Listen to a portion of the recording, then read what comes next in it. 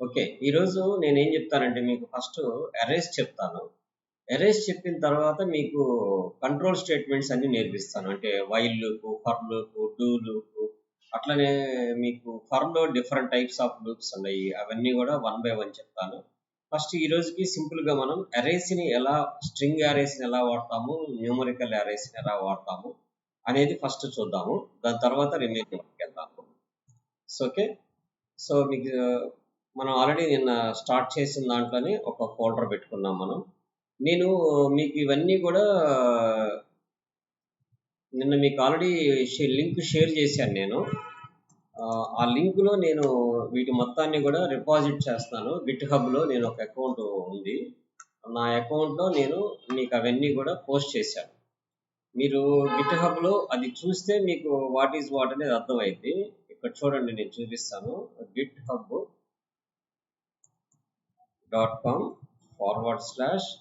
So దాంట్లో నేనేం పెట్టానంటే నా మెయిల్ ఐడి టైప్ చేయాలి, నా నేమ్ టైప్ చేయండి, యూజర్ నేమ్ చాలా 1971 అని. మీకు గిట్‌హబ్‌లో నా రిపాజిటరీ అకౌంట్ మీకు కనపడిద్ది. ఇక్కడ మీరు డౌన్లోడ్ చేసుకోవాలనుకుంటే ఇప్పుడు ఫర్ ఎగ్జాంపుల్ మీకు HTML ఫైల్స్ చెప్పాను కదా, ఆ HTML ఫైల్స్ మొత్తం కూడా ఈ రిపాజిటరీలో స్టోర్ చేశాను. మీకు చెప్పిన క్లాసెస్ మొత్తం కూడా మీరు వీటి మొత్తాన్ని డౌన్లోడ్ చేసుకోవచ్చు. ఏ ఫైల్కి ఆ ఫైలు లేదనుకుంటే మీరు ఇక్కడ నుంచి డౌన్లోడ్ జిప్ అని ఉంటుంది. ఇక్కడ డౌన్లోడ్ జిప్ అని కొడితే మీకు ఈ ఫైల్స్ అన్ని కలిపి జిప్ ఫైల్ వస్తే దాన్ని ఎక్స్ట్రాక్ట్ చేసుకోవచ్చు. అలానే మీకు దీంట్లో నేను ఇంకొద్దిగా బ్యాక్కి వెళ్తే మళ్ళీ నా మెయిన్ రిపాజిటరీకి వెళ్తే ఇక్కడ మీకు సిఎస్ఎస్ ఫైల్స్ చెప్పాను. మీకు ఏవైతే సిఎస్ఎస్ ఫైల్స్ చెప్పానో అవన్నీ కూడా దీంట్లో పెట్టాను. ఈ సిఎస్ఎస్ ఫైల్స్లోనే మీకు ఇక్కడ వెబ్సైట్ క్రియేషన్ చేయడానికి మనం వాడిన ఫైల్స్ అన్ని కూడా దీంట్లో పెట్టా. మీకు సిఎస్ఎస్ వెబ్సైట్ క్రియేట్ చేసిన కంటెంట్, దీనికి సంబంధించిన ఫాంట్ సమ్ అనేది విడివిడి ఫైల్స్ పెట్టడానికి వీలు పడక నేను జిప్ చేసి పెట్టాను. దీన్ని ఎక్స్ట్రాక్ట్ చేసుకుంటే ఈ సైట్ వర్క్ చేస్తుంది అనమాట. కొద్దిగా ఇవి చూసుకోండి. మీరు ఏదైనా డౌట్స్ వస్తే నన్ను కాంటాక్ట్ అవ్వండి, నేను చెప్తాను. ఇప్పుడు జావా స్క్రిప్ట్ చెప్పేవి కూడా మీకు వన్ బై వన్ నేను మళ్ళీ మొత్తం సెంట్రల్ రిపాజిటరీలో పెడతాను మీకు దీంట్లో. అందుకని వాళ్ళ క్లాస్ రికార్డ్ చేస్తున్నాను. మీరు ఫ్యూచర్లో ఈ వీడియో చూసినా ఈ రిపాజిటరీ నుంచి ఎలా డౌన్లోడ్ చేసుకోవాలి ఏందనేది మొత్తం చూసుకోవడం కోసం నేను ఈ రిపాజిటరీ నేను నెట్లో పెట్టాను. మీకు అలానే మీకు ఎవరైనా ఇంట్రెస్ట్ ఉంటే ఈ జావా ప్రోగ్రామ్స్ అన్ని కూడా పెట్టాను నేను రిపాజిటరీలో. మీకు ఇక్కడ జావాలో కలెక్షన్స్ కాడి నుంచి హ్యాష్ సెట్స్ కాడి నుంచి మొత్తం అన్ని ప్రోగ్రామ్స్ అన్ని పెట్టాను వన్ బై వన్. వీటికి సంబంధించి ఏదైనా డౌట్స్ ఉంటే నా యూట్యూబ్ వీడియోస్ చూస్తే మీకు అర్థమవుద్ది. సో వాటికి సంబంధించిన లింక్స్ కూడా నేను యూట్యూబ్ వీడియో లింక్స్ కూడా నేను కింద పెట్టాను డిస్క్రిప్షన్స్లో. సో నేను జావా స్క్రిప్ట్ కూడా అలానే మీకు మొత్తం దాంట్లో పెడతాను. బట్ ఈ రోజు మన క్లాస్ ఏంటంటే ఫస్ట్ అరేస్ నేర్చుకున్నాము. అరేస్ నేర్చుకున్న తర్వాత లూప్స్లోకి వెళ్దాము. ఇప్పుడు 8 ప్రోగ్రామ్స్ వరకు మనం లాస్ట్ క్లాస్ నేర్చుకున్నాము. నేను యాక్చువల్గా ఇవాళ క్లాస్ ఏం చెప్దాం అనుకున్నానంటే వైల్ ఫర్ చెప్దాం అనుకున్నా. కానీ ఫర్లో మనకి డిఫరెంట్ టైప్స్ ఆఫ్ ఫర్లు ఉన్నాయి. అవన్నీ చెప్పాలంటే మనకి అరేస్ వచ్చి ఉంటేనే అవి వాడటానికి బాగా ఈజీగా ఉంటుంది. అందుకని నేను లూపింగ్ స్టేట్మెంట్స్ని అరేస్ చెప్పాక చెప్దామనే ఉద్దేశంతో ఇప్పుడు అరేస్ స్టార్ట్ చేస్తున్నాను. మీరు అరేస్ కొద్దిగా కేర్ఫుల్గానండి. మనకి రియల్ టైంలో ఏ ప్రాజెక్ట్స్లోకి వెళ్ళినా కానీ రేపు రియాక్ట్లోకి వెళ్ళినా కానీ మీకు అరేస్ అనేది బిగ్గెస్ట్ రోల్ ప్లే చేసింది. సో కాబట్టి మీరు అరేస్ అనేది మటుకు కేర్ఫుల్గా అయినండి.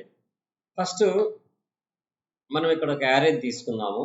యారేని తీసుకునేటప్పుడు నేను లెట్ అంటున్నాను. సమ్ ఏదో నేను ఏ అనే ఒక యారే తీసుకొని ఆ యారేలో నేను నెంబర్ ఆఫ్ ఎలిమెంట్స్ని ప్లేస్ చేసుకోవాలనుకుంటున్నాను. లైక్ 1, 2, 3, 4, 5 అని చెప్పని. సో ఇప్పుడు ఈ యారేలో నాకు ఫస్ట్ ఎలిమెంట్ కావాలంటే నేను ఎలా ప్రింట్ చేయాలి? సో ఇక్కడ నేను కొద్దిగా జూమ్ చేస్తాను మీకు. console.log of. So A of 0 అంటే అర్థం ఏంటంటే 0 ఎలిమెంట్ యొక్క ఇండెక్స్ నుంచి స్టార్ట్ అవ్వు అని అర్థం. ఇక్కడ మెయిన్ మనం గుర్తుపెట్టుకోవాల్సింది ఏంటంటే arrays index always should start with 0. ఎప్పుడు కూడా అరే ఇండెక్స్ అనేది మనకి 0 నుంచే స్టార్ట్ అయింది కాబట్టి మనం 0 అంటాం. లెంత్ ఎంత అంటే n-1 అంటాం. సో ఫర్ ఎగ్జాంపుల్ ఇప్పుడు నేను ఏ ఆఫ్ 0 అన్నాను. అలానే console.log of ఏ ఆఫ్ 1 అన్నాను అనుకోండి, 1 యొక్క ఎలిమెంట్స్ యొక్క డీటెయిల్స్ ప్రింట్ అవుతాయి. అయితే ఇక్కడ నాకు కంప్లీట్గా అరేని కూడా డైరెక్ట్గా ప్రింట్ చేసుకునే ఫెసిలిటీ ఈ జావా స్క్రిప్ట్లో ఉంది. మనకి విడిగా సి లాంగ్వేజ్లో కానీ C++లో కానీ డైరెక్ట్గా ఒక అరే ప్రింట్ చేయలేము, లూప్ ద్వారానే ప్రింట్ చేస్తాం. కానీ ఇక్కడ వచ్చేసి మనకి డైరెక్ట్గా console.log of ఏ అంటే the entire array element should be print. ఇప్పుడు నేను ఇక్కడ రన్ చేస్తాను చూడండి. ఫస్ట్ 1 ప్రింట్ అయింది, తర్వాత 2 ప్రింట్ అయింది, తర్వాత 1 2 3 4 5 6 ప్రింట్ అయింది. ఫర్ ఎగ్జాంపుల్ నాకు లాస్ట్ ఎలిమెంట్ ప్రింట్ అవ్వాలనుకోండి, అప్పుడు కన్సోల్ డాట్ లాగ్ ఆఫ్ నేను ఏ యారే యొక్క లెంత్ అయితే నేను నుంచి లాస్ట్ కావాలనుకుంటున్నాము. సో కాబట్టి మనకి LEN length of A minus 1 అన్నామంటే దాని లెంత్ లోంచి ఒక వాల్యూ తీసేసి మనం ఎగ్జిక్యూట్ చేస్తున్నాం అని అర్థం. సో ఇక్కడ ఏమంటుంది, ఇంటర్నల్ ఆర్ ఎక్స్టర్నల్ ఎర్రర్ అని చెప్తుంది. So LEN DGH of length, LEN length of array clear and execute. So ఇక్కడ నేను A dot length LEN GTH A dot length. So that's okay. ఇప్పుడు లాస్ట్ ఎలిమెంట్ ఏమైంది, 5 అని print అయింది. అట్లనే నాకు లాస్ట్ నుంచి సెకండ్ ఎలిమెంట్ కావాలనుకుంటే సో అప్పుడు ఏం చేస్తాము, 2 ఎలిమెంట్స్ లెస్ చేస్తాం, -2 అంటాం. అప్పుడు ఆటోమేటిక్గా లాస్ట్ నుంచి సెకండ్ ఎలిమెంట్ మనకి ప్రింట్ అయిపోయింది. ఇలా ప్రింట్ చేసుకోవచ్చు. మనం ఇలా ప్రింట్ చేసుకోవచ్చు, ఇంకా రకరకాలుగా కూడా ప్రింట్ చేయొచ్చు. నేను 1 by 1 మిగతా ఫంక్షన్స్ వాడేటప్పుడు వాటి గురించి చెప్తాను. ఇప్పుడు ఈ ఏలోకి కొత్తగా 7 అనే ఎలిమెంట్ని యాడ్ చేయాలంటే ఏ డాట్ పుష్ అనే కమాండ్ వాడి మనం ఇవ్వాలనుకుంటున్న ఎలిమెంట్ని దాంట్లో ఇవ్వాలి. సో ఇప్పుడు మనం అరేని మనం ప్రింట్ చేసుకొని చూస్తే మనకి ఏం ప్రింట్ అయిందంటే ఆ లాస్ట్ ఎలిమెంట్ యాడ్ అయినట్టు మనకి క్లియర్గా ప్రింట్ అయిపోయింది. ఇక్కడ చూడండి 1 2 3 4 5 6 7 అని ప్రింట్ అయిపోయింది. ఇంకొక ఎలిమెంట్ ఎప్పుడు కూడా పుష్ అనే కమాండ్, నేను ఇక్కడ కామెంట్స్ రాస్తున్నాను మీకు. It adds element at end of the array.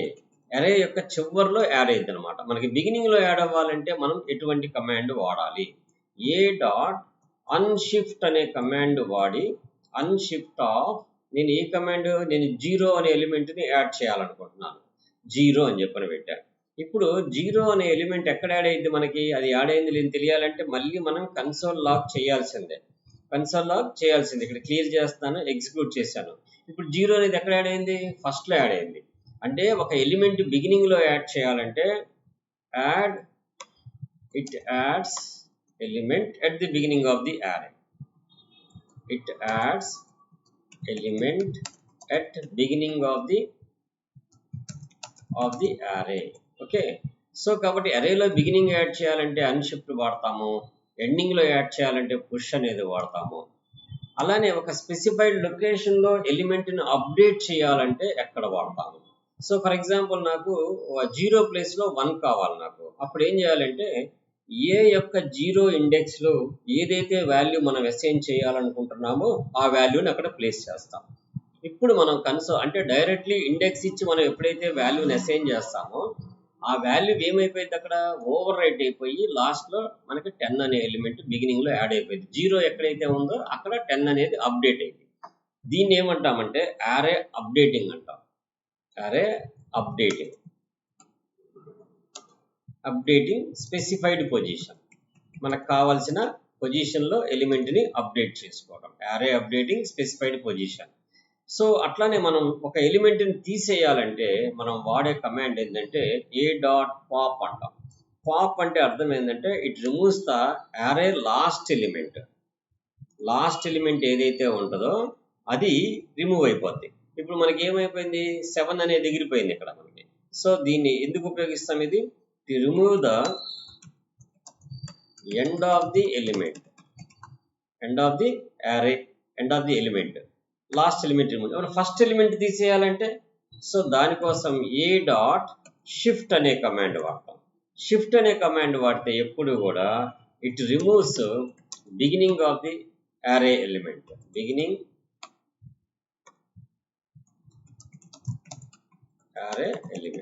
అరే ఎలిమెంట్ లో బిగినింగ్ ఆఫ్ ది ఎలిమెంట్ ని రిమూవ్ చేసింది.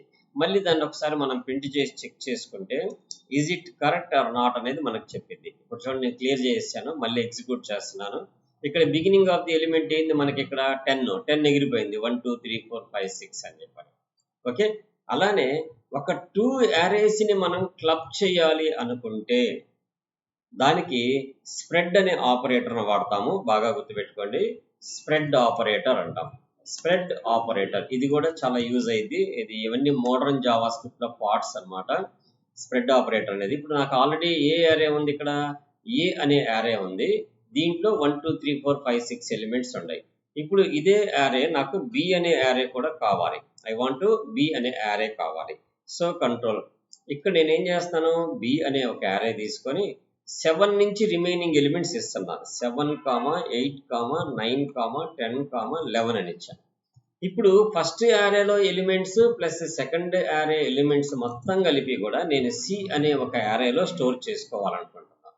అప్పుడు మనం వాడేదే స్ప్రెడ్ ఆపరేటర్ అంటాం. 3 డాట్స్ వాడి ఏ అని 3 డాట్స్ వాడి బి అని పెడితే ఏలో ఉన్న ఎలిమెంట్స్ అన్ని ప్లస్ బిలో ఉన్న ఎలిమెంట్స్ అన్ని కూడా సిలోకి వచ్చి స్టోర్ అయిపోతాయి.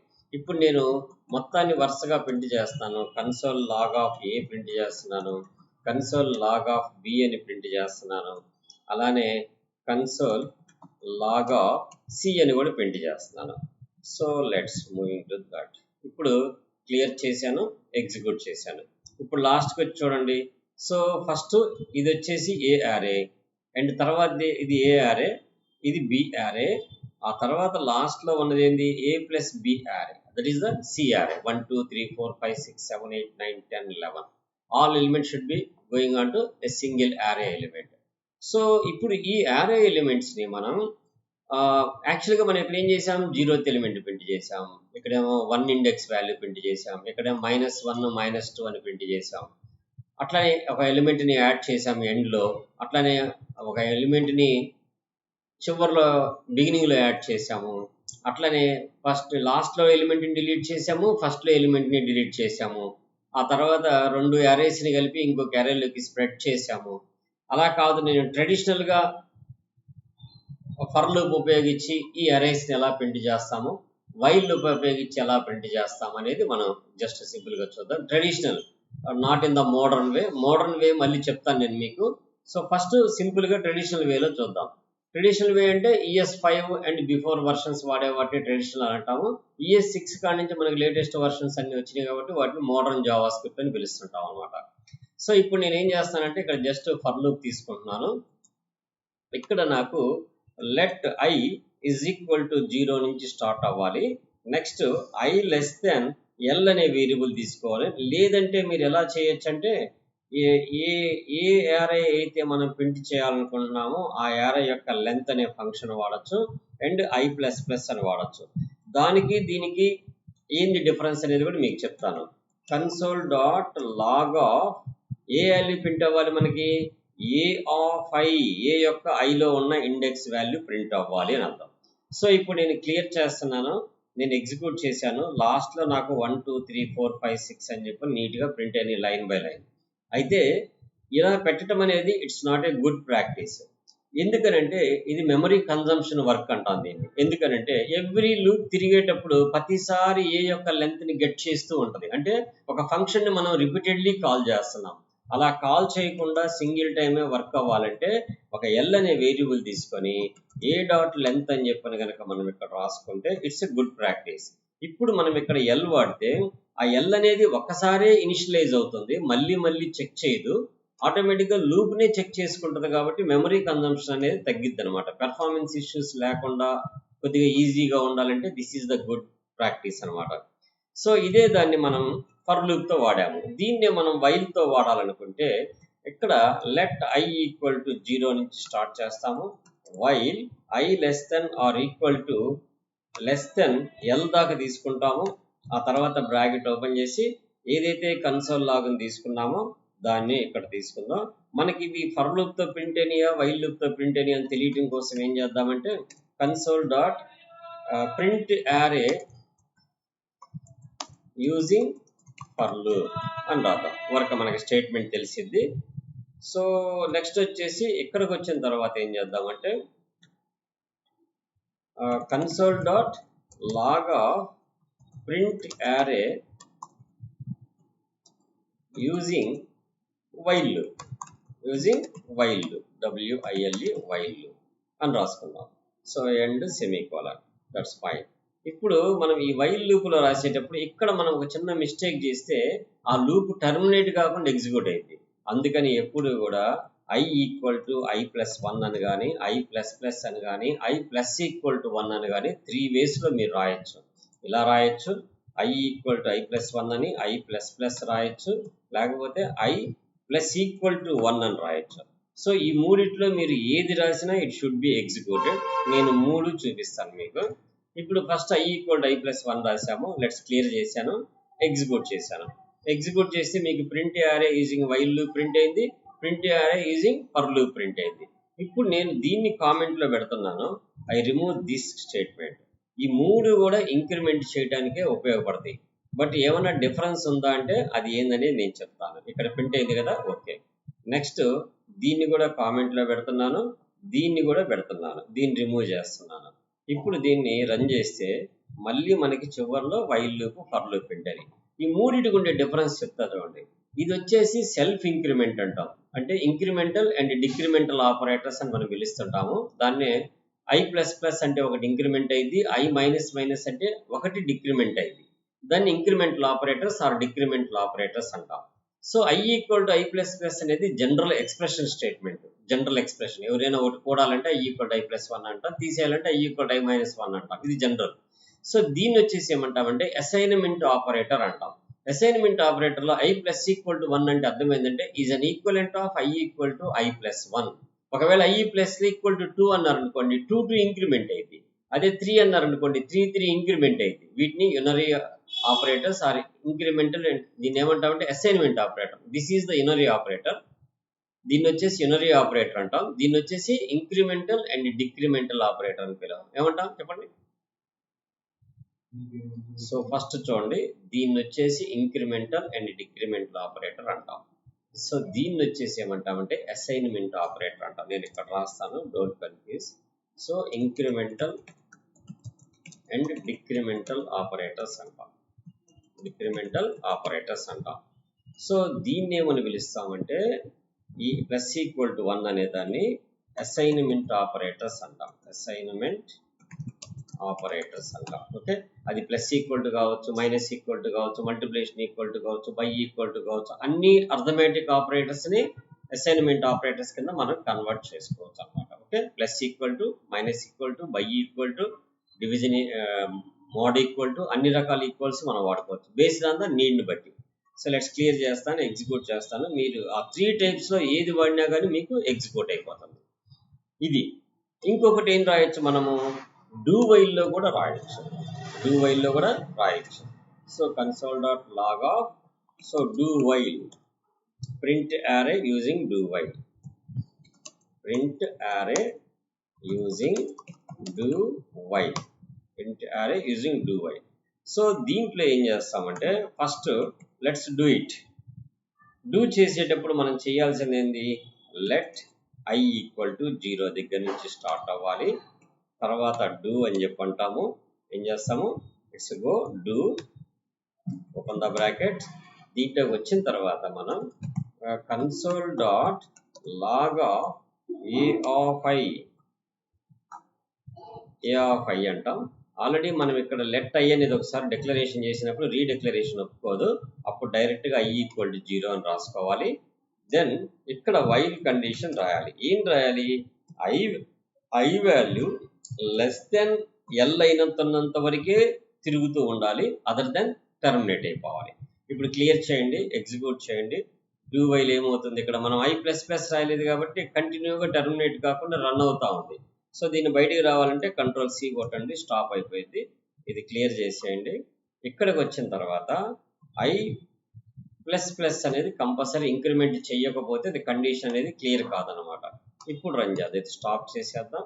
కోడ్ ఈజ్ ఆల్రెడీ రన్నింగ్ అంది, ఇక్కడ ఆపేద్దాం, క్లియర్ చేద్దాం, దెన్ ఎగ్జిక్యూట్ చేద్దాం. ఇప్పుడు నీట్గా ఎగ్జిక్యూట్ అయిపోయి print array using do while 6 వరకు ప్రింట్ అయిపోయింది. సో ఇప్పుడు మనం ఎన్ని రకాలుగా ప్రింట్ చేసాము, ఒకటి ఫర్ లూప్తో ప్రింట్ చేసాము, ఆ తర్వాత వైల్ లూప్తో ప్రింట్ చేసాము, ఆ తర్వాత దేంతో ప్రింట్ చేసాము, లైక్ డూ వైల్తో ప్రింట్ చేసాము. ఇది కాకుండా మనం ఫర్ ఈచ్ తో కూడా మనం ప్రింట్ చేయొచ్చు. A dot for each of element, ఏదైతే ఎలిమెంట్ మనకి రిటర్న్ వస్తుందో ఆ ఎలిమెంట్ ఆర్గ్యుమెంట్ ఏం చేస్తాం, ఆ ఎలిమెంట్ మనకి రిటర్న్ వస్తుంది. ఈ ఫర్ ఈచ్ లో వచ్చిన ఎలిమెంట్ ని మనం ప్రింట్ చేయాలంటే okay function open the bracket close the bracket and open close the brace brackets and after that close the for loop. Then we can print console.log of element. This is the for each. For each element should be printed. For each element should be printed. అయితే ఇక్కడ మనం పైన రాసుకోవాలిగా console.log of for using print array using for each. Okay so ఇప్పుడు clear చేద్దాం execute చేద్దాం so ఇక్కడ print array is in the for each so ఇప్పుడు మనం ఫర్ లూప్లు ఎన్ని రకాలుగా వాడాము చూడండి ఇక్కడ సో ఫర్ ఈచ్ వాడాము అట్లానే ఇక్కడ నుంచి మనం వాడే వాటిని ఏమంటామంటే మోడర్న్ జావా స్క్రిప్ట్ వాడుతున్నాం అనమాట మనం మోడర్న్ జావా స్క్రిప్ట్ అంటాం దీన్ని ఇదే ఫర్ ఈచ్ని యారో ఫంక్షన్స్ ఉపయోగించి కూడా వాడచ్చు ఇది నార్మల్ ఫంక్షన్స్ ఉపయోగించి రాసిన ప్రోగ్రామ్ ఇదే దాన్ని మోడర్న్ జావా స్క్రిప్ట్ లో ఫంక్షన్స్ ఫర్ ఈచ్ అనేది ఇక్కడ మనం యారో ఫంక్షన్స్ వాడి కూడా రాయొచ్చు so for each using arrow functions ఇది యారో ఫంక్షన్స్ మీకు నెక్స్ట్ క్లాస్లో మామూలు ఫంక్షన్స్ యారో ఫంక్షన్స్ డిఫరెన్స్ చెప్పి ఇంకా నెక్స్ట్ వెళ్దాము ఎందుకంటే కన్ఫ్యూజ్ లేకుండా చూడండి ఎంత సింపుల్గా ఉంటుంది చూడండి ఫర్ ఈచ్ ఆఫ్ బ్రాకెట్స్లో element arrow mark equal to greater than ఇంకేం రాయక్కర్లా డైరెక్ట్గా కన్సోల్ లాగ్ ఆఫ్ ఎలిమెంట్ అని రాసేయచ్చు ఒక సింగిల్ లైన్ ఆఫ్ ది ఎక్స్ప్రెషన్లో మనకు ఒక స్టేట్మెంట్ ఎగ్జిక్యూట్ అవ్వటాన్ని మనం ఏమంటామంటే యారో ఫంక్షన్స్ అంటాం సో ఈ యారో ఫంక్షన్స్ గురించి నేను నెక్స్ట్ క్లాస్లో చెప్తాను print array using arrow function for each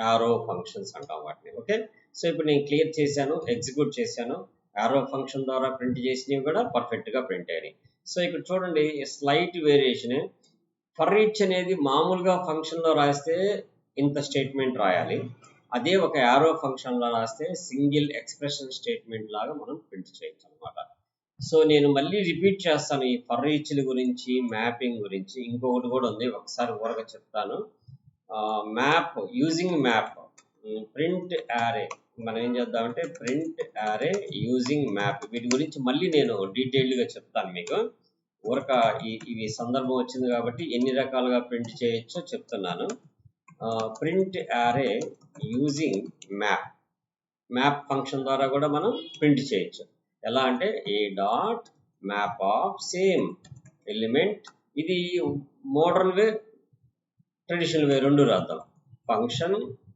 ఇక్కడికి వచ్చిన తర్వాత ఓపెన్ క్లోజ్ ద బ్రాకెట్ ఈ బ్రాకెట్ కింద మనం ఏం చేస్తాం console dot log of that element A element అయితే మ్యాపింగ్లోకి ఫెచ్ అవుతుందో ఆ ఎలిమెంట్ ఇప్పుడు ఒకసారి క్లియర్ చేసి ఎగ్జిక్యూట్ చేద్దాం మనకు లాస్ట్లో మ్యాపింగ్ ద్వారా కూడా ప్రింట్ అయింది ఇదే దాన్ని మనం మ్యాపింగ్ని ఈ ఫంక్షన్ మటుకు రియాక్ట్ జేఎస్లో కానీ జావా స్క్రిప్ట్లో కానీ విపరీతంగా వాడతాము ఏపీఐ నుంచి డేటా ఫెచ్ చేసినప్పుడు బైండ్ చేయడానికి అందుకని వీటి గురించి నేను మళ్ళీ ఎలాబరేటెడ్గా నెక్స్ట్ క్లాస్లో చెప్తాను యారో ఫంక్షన్స్ చెప్పిన తర్వాత ఇక్కడ కాకపోతే ఊరక మనకి లూప్ అనేది వచ్చింది కాబట్టి సందర్భం నేను చెప్తున్నాను print array using map with arrow function వాడి ఎలా చేస్తాం సింపుల్ అది ఎలా చేసామనే దాన్ని షార్ట్ వేలో చేయటమే ఎలిమెంట్ ఆర్గ్యుమెంట్ తీసుకుంటుంది గ్రేటర్ దెన్ ఇక్కడ డైరెక్ట్గా కన్సోల్ డాట్